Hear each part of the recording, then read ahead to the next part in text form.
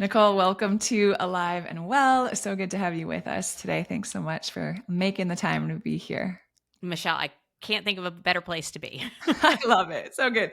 All right, you guys, we're going to talk about confidence today. And I think this is going to challenge how you think about confidence. I think it's going to challenge your approach to confidence. Nicole has written the book on confidence, and I love that you're not just approaching confidence as this like ideal that we're after, but what does it look like practically, right? How do you live it out? And I wonder if we could start like, was there, what was the shift for you? Like, where was there a point where you were noticing, like, man, I'm outsourcing a lot of this, where then it became something that was so personal to you and then started to become this work that you're doing? Yeah. I think there was a moment, I'll just call it a low point, Yeah. that made it really clear to me that this was something I needed to pay attention to and understand and like build and develop in my life. And that moment was I was standing in a huge conference room and I had just been promoted to chief development officer at a Fortune 100 company. I was the first woman in 150 plus years to be promoted in that role. It was a very big deal. And I was excited for like 3 seconds. And then all the fears and all the doubts and all the worries and all the questions and, why did I get it? Will my team trust me? Is anybody going to be pissed off? Can I do the job? Yeah. It all came flooding in. And it was that day where I recognized that I looked confident, that I was portraying the sending the message, playing the Mhm. role of a confident and successful woman. But it was clear to me that I didn't really know what confidence was. I just knew I didn't have any of it. And it Wow. became a launching pad for first studying confidence for my own benefit, like Yeah. understanding what it is, what it isn't, how you build it. Um, and breaking through a lot of the misconceptions, the misinformation. And then once, as we all do, once we figure out something for ourselves, we want to share it, we want to spread the word. And so it became something bigger than myself. I always say it's what gets me up in the morning and also what Mhm. keeps me up at night. Um, so Good. yeah, Yeah. that's the story. Wow, I love that you share it so honestly because I think from the outside in, it would be really easy to sit here and be like, "Oh, a woman who's leading in such a high capacity, right? People are noticing the good work that she's doing and she's being promoted. She's being paid all this money. She has all of these different responsibilities she's entrusted with." And then for you to say like, "Yes, yes, yes," and I was still not feeling confident on the inside despite how everything looked on the outside is just so real. And I would love to kind of start with some of those misconceptions you mentioned because I mean, your book's called Validation is for Parking, which is A little snarky. gold. Yeah, it's so good. So I get the sense there that we're like chasing all of these things that we think are going to make us feel confident. And lo and behold, like we reach whatever the pinnacle we thought was. And then we're like, man, I still feel like something huge is wrong or missing. So Yeah. talk to us about that. Yeah. So I would say the biggest misconception is that most of us don't even know what confidence actually is. It's this term that is used and overused and thrown out. And it's like, do we even know what it is we're talking about? And so, as crazy as this sounds, one of the first things I did is really try to define confidence. So, like, if I ask Mm, you what confidence is, if I ask 10 people what confidence is, I'd get 10 very different answers. And yeah. so I really wanted to like go down to what is it that we're actually talking about. And because I'm a geek, I went to the etymology of the word. I went to how it translates into different languages, how it evolved over history, like full on geeked out. So to spare you all of the details of that, ultimately what I came up with is confidence is firm and bold trust in self. That's Wow. it. Mm, So the word most closely associated with the word confidence is trust. Belief, faith, those words pop up too, but trust is most often correlated with the word confidence. So confidence is self trust, firm and bold trust in self, however you want to phrase it. Think about the yeah. iterations of the word too. Confidant, this is Hmm. somebody we trust implicitly, or confidential, or even con artist. A con artist doesn't just steal from you, they first create trust and then Oh, they take. That's why we don't interesting. call them a thief. We call them a con artist because of the trust implication. So, understanding what confidence is for me was like the biggest. It separated a lot of the misconceptions out for me. So I'll look at things where people will be like, "Oh, this is what makes me feel confident," or "This is confidence," and it's like Is it creating firm and bold trust in self? If the answer is yes, then it's confidence. If the answer is no, then it's something else. And it doesn't necessarily mean that it's a bad something else. Yeah. Um, a second big misconception is that the word is interchangeable or similar to other words. We often use confidence and courage together. I see them as overlapping circles. You can have both confidence and courage, but they are different. Yeah. In fact, we probably want that middle ground, but so it's being interchanged with a lot of other words too frequently. And then the third misconception, and Michelle, because I know enough about your work to know that you will totally agree with this, is we think that confidence is something we get outside of ourselves. We think of it as something outside in versus what it very clearly is, which is inside out. And I call this the false equation of confidence, this idea that something outside of us is going to make us feel or make us become confident. So the equation is, if X happens, then I'll feel confident. And you can fill in X with literally anything you want. If I get the promotion, if I fit into a certain size, if my children are perfectly behaved, if I get a certain amount of followers on social media, if whatever. If X happens, then I'll feel confident. Yeah. If I get the validation, if I get the compliments. And the reality is all of those things can feel good. There's nothing wrong with like having those feel good, but they're icing on the confidence cake. They're not the cake itself. Yeah. And so making that distinction, I think, is really important. I could go on for days, but let me just pause. I think those are the three big misconceptions, but any thoughts, questions, or reactions? Yeah, that makes so much sense. And I do. I completely agree. And I kind of want to talk about that third one a little more because I think that's really common. And I think it's easy for us to be swept up in this idea of like, I want to be confident, but like you said, I have to first I'll lose 50 pounds, right? And then I'll be able to do this. Or I'll like, once I get this promotion or once I have, this bigger house, then I'll feel more confident to invite people over or whatever it is. Can you kind of walk us through like very practically, what are the pitfalls with that type of thinking and why does it actually not lead to confidence? Yeah, because we become addicted to X, right? So whatever X is, if we're tying our confidence to that, then we become addicted to that. And then it starts logically becoming very apparent that that's not confidence at all. So I'll give you the example. If I need somebody to compliment me in order to feel confident, you look great in that dress, or you're hot, or you do such a good job, or you're the best mom. If I need that to feel confident and I get it, I'll feel confident temporarily. Yeah. And it's only a matter of moments before the feeling wears off. And then guess what I need more of? Guess what I'm craving? Guess what I become addicted to? And now I'm like a validation junkie or a compliment junkie or a promotion junkie or whatever, right? And I'm out there needing this thing.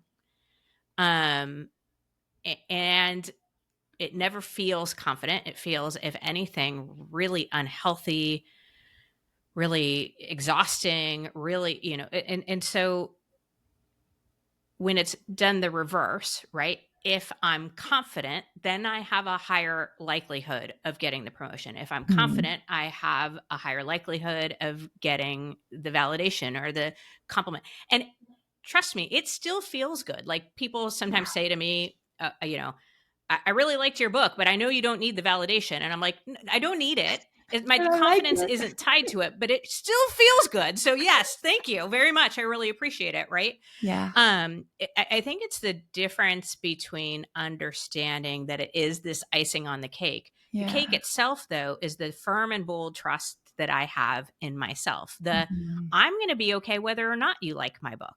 I feel really firm in that I did the very best I could with the information, knowledge, and experience that I had. I wrote the very best book that I could, and that is enough for me. I don't need everybody to like it. Ooh, there is such a freedom in that, right? It's like completely detached from the circumstances, like you said, the validation, chasing just the next thing that helps me to feel more confident when I know that it's actually a source I can access from within and I'm okay, trusting regardless, right, that I'm okay. Now, I don't want to say that it's easy, Like when somebody goes, your book is crap, I'm not going to lie and say that I don't have a moment of like, oh, Yeah. right. But yes. Yeah. Yeah, but you're okay, right? Yeah. Yeah. Okay, let's kind of talk about the inversion of that equation you were talking about. Like we think it's out there and then we'll feel confident, but that's actually not true. If we show up confidently, then we'll attract what it is that we're wanting to experience and then we'll feel more confident. I would imagine that there are some women listening who are like, awesome, bought in. I want to feel confident. I want to show up confidently. I want this self trust you're talking about that I can access regardless of the circumstances happening around me. But there's a part of me that feels like easier said than done. Mm-hmm. What are like some 100%. starting points or like where can they start to really show up confidently? Maybe it's mindset. Maybe it's really practical stuff that you teach. Yeah. So, Michelle, I'm so glad that you asked this question because I do think we're inundated with messages like be confident, but Yeah. nobody's telling us how. And Yeah. I really Cool. wanted to get into the tactics of how what does one actually build confidence. And I identified 5 big confidence builders Wow. that work for pretty much anybody. I Amazing. know there are more than 5, but these are just a really, really good starting point. So, the first confidence builder is action. Action builds confidence. You can't think or hope or fingers and toes cross your way into confidence. The way we build confidence is through action. Another way to think about it is the way we get good at anything is by practice, right? We don't get good at playing the guitar by thinking about playing the guitar or watching Mhm. somebody play the guitar. We practice, and that's how we become good at it. The Yeah. same is true with confidence. So you really got to jump in there.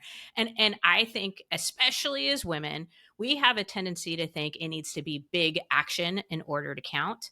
And the reality is, it's the small little steps, the day to day steps that we take that make the biggest difference. So Yeah. even if you're like, oh God, that's not that big of a deal, that's where you start is the small little actions, little steps built up over time are what create and lead to big confidence. So let me just again pause. Yeah. Action build confidence. Any Perfect. okay. Yeah. And I love it because that's, I mean, even when we talk on our show about rewiring our brain, right? It's like, it's just daily, consistent action.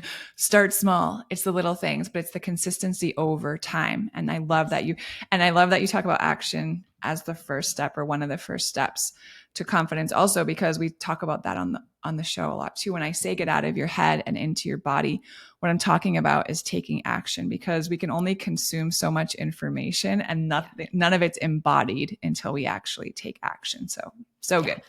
Yeah, overthinking is one of what I call the confidence derailers. So I identified 5 big confidence derailers. Overthinking is one of them because overthinking has us in inaction. And Mm, inaction is where we create our biggest regrets. If you talk to anybody at the end stages of life or super successful or super confident about their biggest regrets, they're more often than not going to tell you about the things they didn't do, not the things they did. So so true.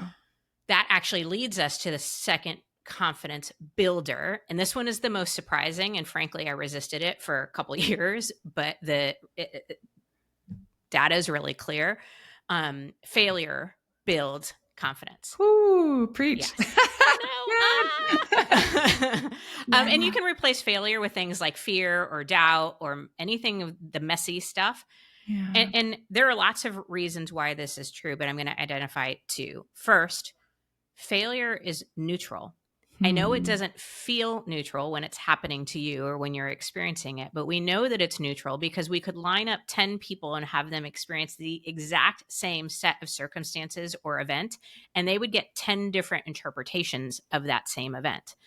And so, if you buy into that for just a second, we have the opportunity to use and leverage our failures, our fears, and our doubts and our missteps in other ways.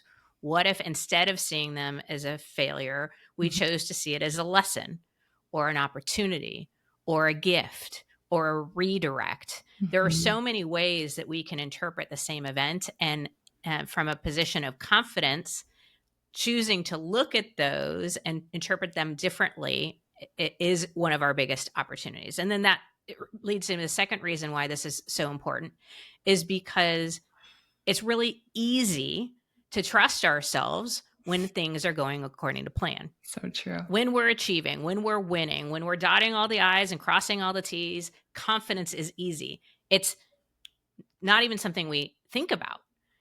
But when the shit hits the fan, when things unravel, when you're in chaos, when things don't go the way you wanted them to, Yeah. what an incredible opportunity to choose to trust yourself firmly and boldly.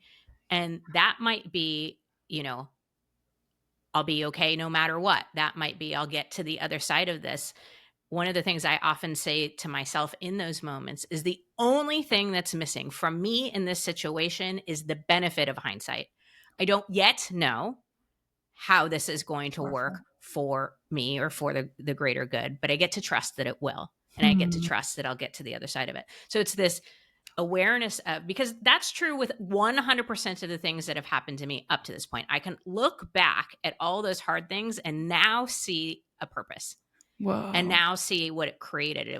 I honestly have learned so much more from my struggles, my hard times, my Yeah. failures than I have all the good things that have happened. And I think that is true for many of us. So Wow. failure builds confidence. I love that. That's one of the best things I've heard in a long time. That in the moment of failure, telling yourself the only thing I'm missing here is the benefit of hindsight. Ha! That's so good. Oh my gosh. Right? And actually, this just the idea of failure reminds me of Sarah Blakely, the founder of Spanx. Yeah, Mm-hmm. are you familiar with that story? Like when she was a kid and she would come home, I think it's like her dad would ask her every day, like, "What did you fail at Yeah. today?" Because Yes. he was like, it's the same. It's exactly what you're teaching, putting this expectation of like, "Hey, failure is a necessary part of growth, right? Failure is going to happen if you're going to take a risk, and failure is not necessarily a bad thing. Like, let's normalize it and let's talk about it, and like you said, let's leverage it." Yes. Whew. Okay. Yeah. All right. So Yes, that's I love it. So I don't do it every day, but I do ask my daughter pretty often, like, what went well today? What mistakes did you make? And I'll tell her about the mistakes that I made. Um, so yeah, 100%. Love that example. Okay. The third confidence builder is giving yourself grace. I'm not going to spend as much time here, but it's ultimately the mm, way we talk to ourselves about ourselves really matters. yeah. And I would put this in the category of talking to yourself like somebody you love. Yeah. So we have a tendency to beat ourselves up. We Mhm. say really nasty things to ourselves about ourselves. And the reality is, if you took a step back and you thought about what you would say to your best friend in this situation, or your partner, or your child, you Yeah. would never say the things that you're saying to yourself. And we should, first and foremost, be someone that we love. And we shouldn't talk to ourselves that way. So, Yeah. catching ourselves when what I call the head trash starts kicking into high gear and giving ourselves the same grace we would somebody we love. I often ask myself, what would I say to JJ? That's my daughter in this Yeah. situation. Because I only ever want the best for her. Mhm.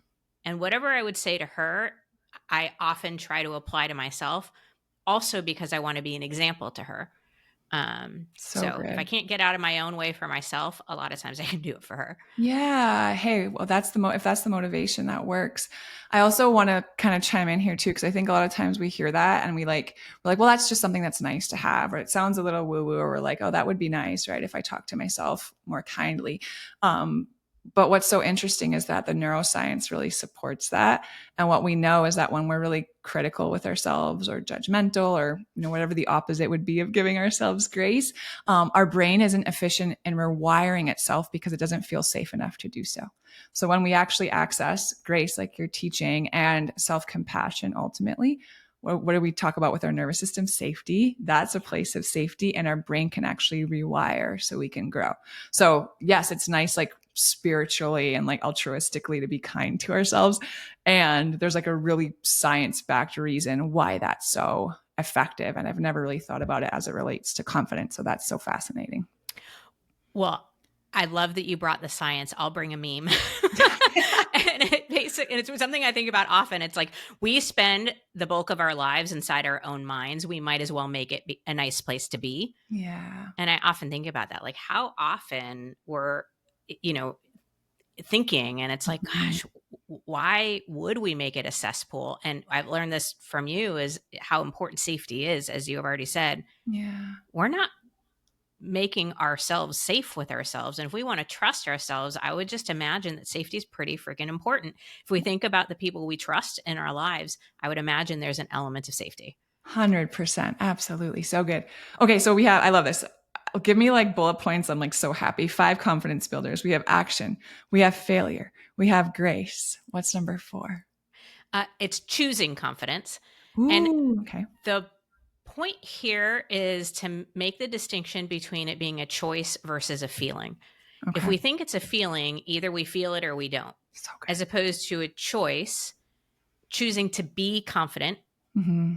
I think is an opportunity for all of us. And again, something that we can practice.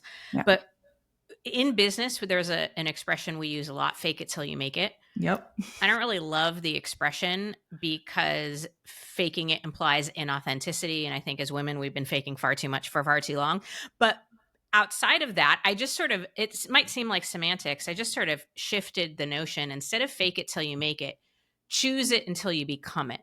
So good. Choose So confidence moment by moment if you need to, day by day, until the feeling catches up, and it will. But it's the choice that comes first, and then the feeling catches up, not the other way around. Because if we're waiting for the feeling, then we're basically victim to our feelings, Yeah. as opposed to, regardless of how I feel, I can show up confidently in this moment. And we do this more often than we give ourselves credit for. Like if we have a really bad day and then we go pick up our kids, we often dust ourselves off and try to show up as our best in that moment. That's a really good example of choosing confidence, even when you might not be feeling it. Or like, no matter how I was feeling before this podcast recording, I had to show up. So I got to choose it. And I assume there's like an element to that of like getting the reps in, right? I would imagine that like the more you're able to choose it, it becomes easier. Yeah. Yes. It becomes easier. And also you can do it with bigger and bigger things. Yeah. Your edges expand. Yeah. Wow. So good. Okay. So choosing confidence. And then what's the 5th one? The 5th one is building internal trust. There are all sorts of ways that we can build trust with and for ourselves.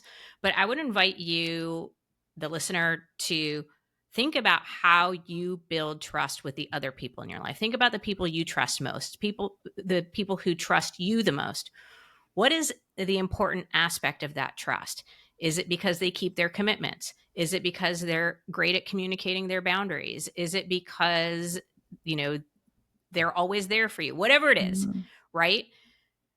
Whatever the answer is for you, thinking about how do I take that and turn that inward? Wow. So for me, I trust people more who do what they say they're going to do. And I tend to lose trust with people who are flaky. Sorry, can't talk today.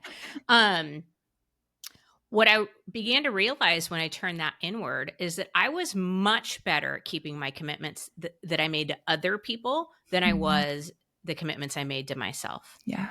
I also noticed that I had a tendency to overcommit. And both of those things were creating a lot of damage with my trust with me. And so I began to prioritize the commitments I make to myself, even over the commitments that I make to other people. Yeah. And I know that sounds crazy but and then I also caught myself from not over committing. I let my yes be my yes, my no be my no, and my maybe or my not yet stand on their own, instead of defaulting to yes all the time. Oh, I feel like we need to do a whole episode just on that. And what it does to us. Wow. Okay.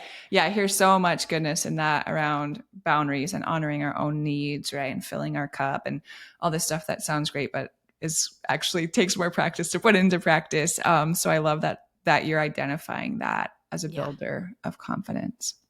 Well, and I'll also just throw out, I think a lot of this aligns with what you've taught me about our nervous systems and what's important to feel grounded and regulated. And for many of us, we have commitments we make with ourselves to move our bodies, or to rest, or to practice some sort of self-care. And often those are the things that go by the wayside when life gets chaotic or whatever. And I would just invite all of us to shift our perspective of keeping those commitments is how Mm, you are going to begin to build or repair the trust you have in and for yourself. And that makes us better for the people around us. Us living confidently and grounded, mhm. I mean, that's how everything else improves. Oh, so good. What I hear in that too is integrity.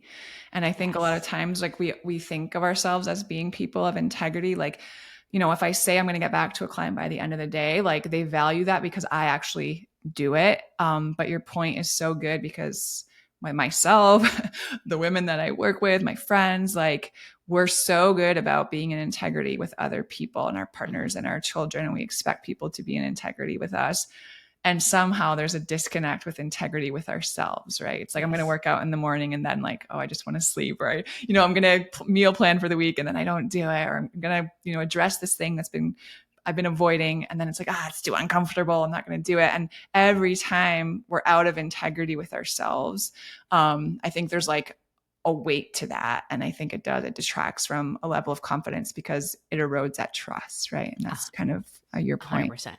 Wow. Yeah. And I'll point out one of the other confidence derailers is perfectionism. So nobody keeps 100% of their commitments 100% of the time. So there is an Good. element of being honest with yourself and also going back to giving yourself some grace. Yeah. So if you break a commitment, being honest, hey, am I doing this often or was this a one off? And then, like, Yeah. what would I say to somebody I love in this moment? Um, because I do worry sometimes with the keeping the commitments. Again, we have a tendency to overcommit. That people might turn this into permission to beat themselves up, and that's not what we're talking about here. It's as you said, integrity. I think is so important, and there are so many ways that we build trust. And Mhm. keeping our commitments is certainly one of them, but Mhm.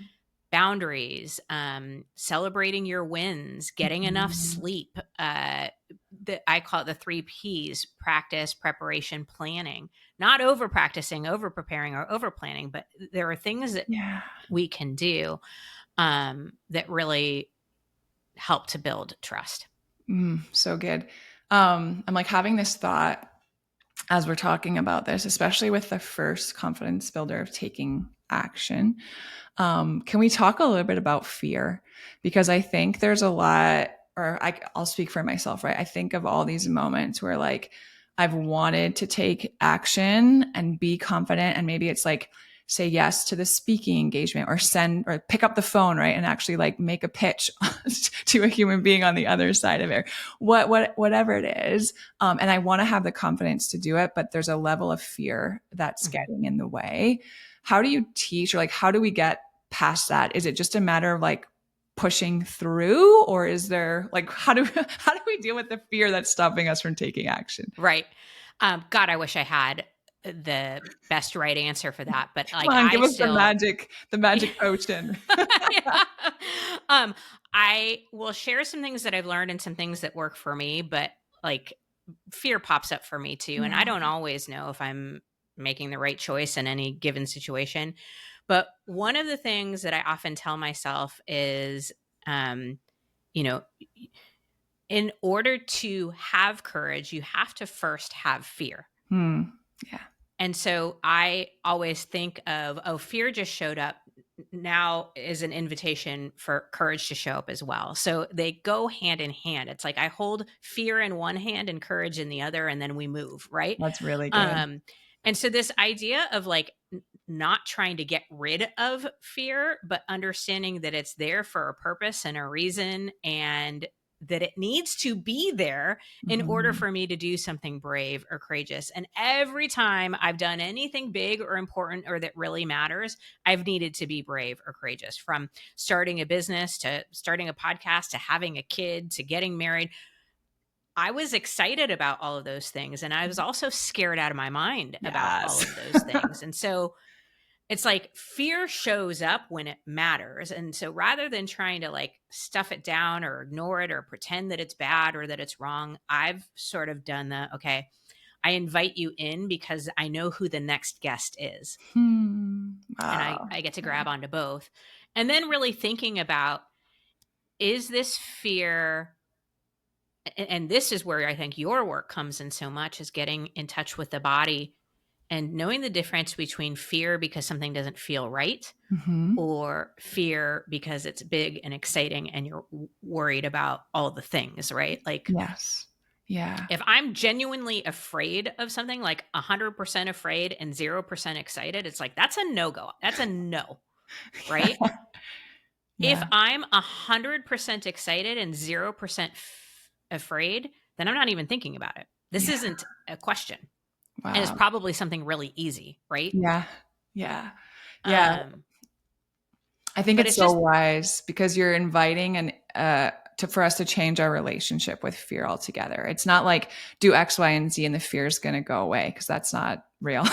yeah, It's like, hey, can I look at fear as, right? This is an expansion. This is an invitation for me to do something that's going to make me grow. This does feel risky or what have you. And then I know that I'm able to access the courage that I have to go along with it. So welcoming the fear, or at least being able to be with it instead of trying to make it go away. yeah, And I think you bring up such a good point about safety because there are times recently and in the past 7-8 years that like I've had to just sit and tell myself like I'm scared and I'm safe.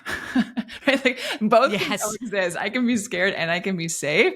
Okay, we're gonna go forward with this Oh, because I love that. ultimately it comes to your definition of confidence, right? Even if it doesn't go how I'd prefer, how I had planned, how I envision it, I can trust that I am resourced enough, intelligent enough, have good enough friends, right? Enough like food in the fridge. I'm gonna make it through and pick myself up and then try it again. Yeah. I mean, if everything in my body is screaming no, whether it's like a person comes into my space or an opportunity, I actually had that. I've had both sides of this, an opportunity come across my desk and just something didn't feel right. I couldn't Mm, quite articulate it, but I just knew something didn't feel right. And in one case, I did it, and then it was a complete disaster. And another case, I didn't. And I have no idea what the outcome would have been if I did it or not, yeah. but I just have like, I don't know. I don't know if I need to know. I get to trust firmly and boldly that there's something in me Yeah. that's telling me not to do this, not because fear has shown up, but because it doesn't feel right. Yeah. Versus some things where I'm like, I really, really want to do this and I'm afraid. That's such a good distinction too, right? Like also listening to our intuition and the wisdom of our body and then honoring that. Yeah. Yeah. And then having the discernment, like you just said, is this my intuition or is this just fear trying to keep me small on my ego, not wanting to like Yeah. be embarrassed or rejected or what have you? Well, and let's be real, sometimes it's really hard to distinguish between the two. Yes. Yep. So Yeah. Yeah. Oh my gosh, practice. this is so helpful. Okay. I kind of want to end it around the idea of like how I think modeling this is so important. But I just loved how you talked about JJ, your daughter, and how, you'll ask her during the day, like, what went well today? Or what are some things that didn't? And just normalizing things not always going well for us to be confident.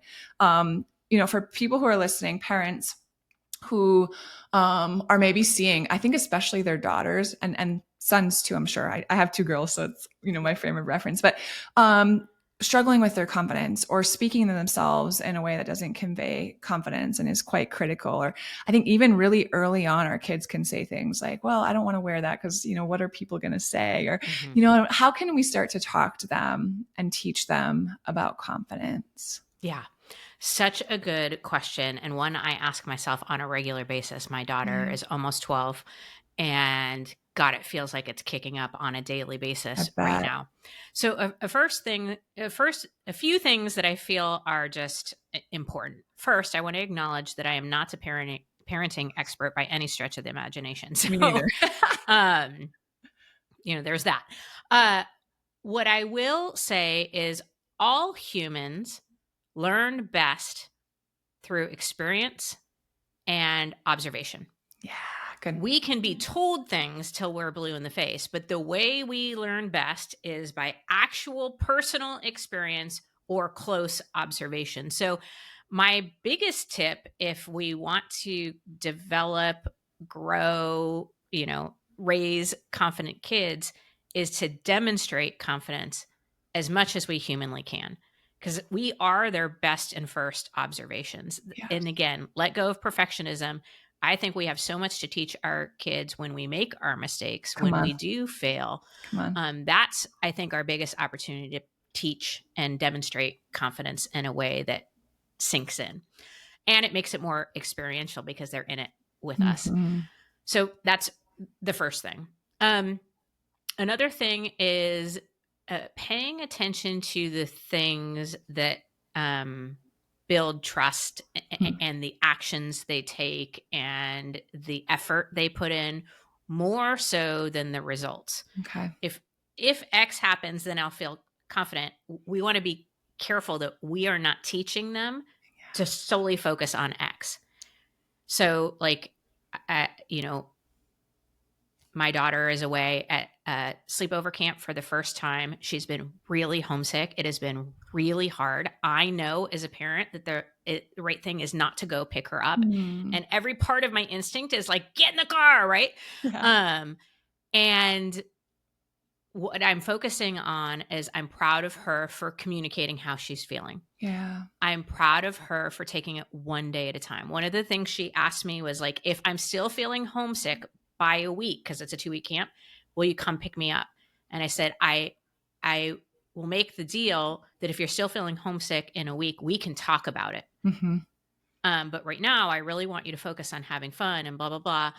And I was like, and I'm so proud of you of taking this big challenge and breaking it down into a bite-sized chunk, knowing what you think you're able to handle right now, like focusing on the things, the effort, the things they can control versus just the outcome, because that's life, right? That's what we're Yeah. It's doing the as adults. process. And we have so much messaging.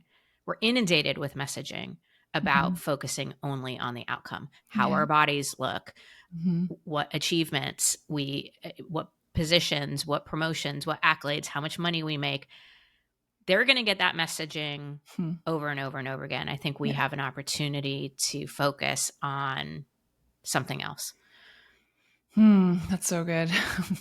Okay, this was so practical. I love it because I think confidence can be one of those things that feels like we're like kind of chasing it or it's like out there, but we're not really sure how to access it. And I really love how you teach about it and make it so easy for us to like put into Yeah. practice. It's funny that you say that because I'm like, I'm practical girl, the least sexy of all the superheroes, right? Like I'm practical, tactical. Like I want you and anyone and everyone to be able to test and implement.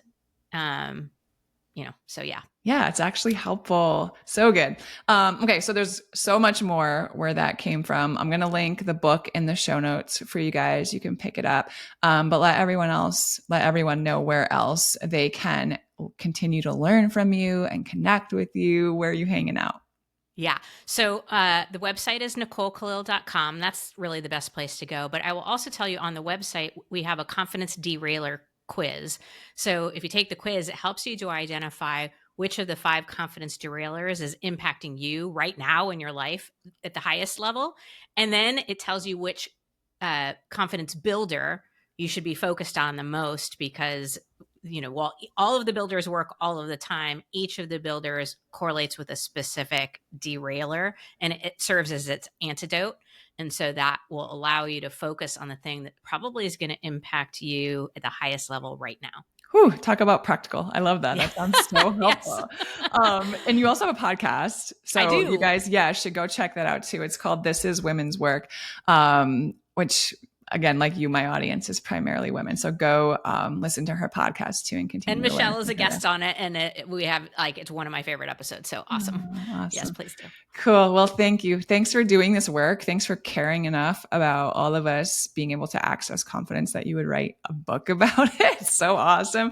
And thanks for making the time to just pour into us and teach us. I think the world is a better place when women are walking confidently. So thank you for that.